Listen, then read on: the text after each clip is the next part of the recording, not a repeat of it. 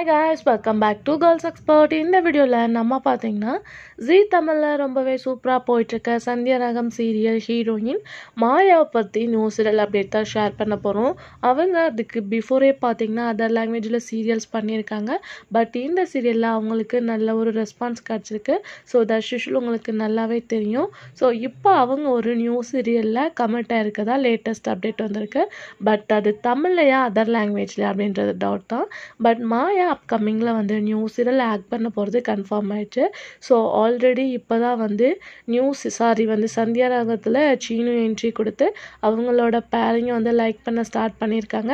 இப்போ கொஞ்சம் ஹாப்பியாக இருக்கும் போதே ஹீரோயினோட நியூ சீரியல் வர்றது இன்னொரு ஹாப்பி நியூஸ் தான்.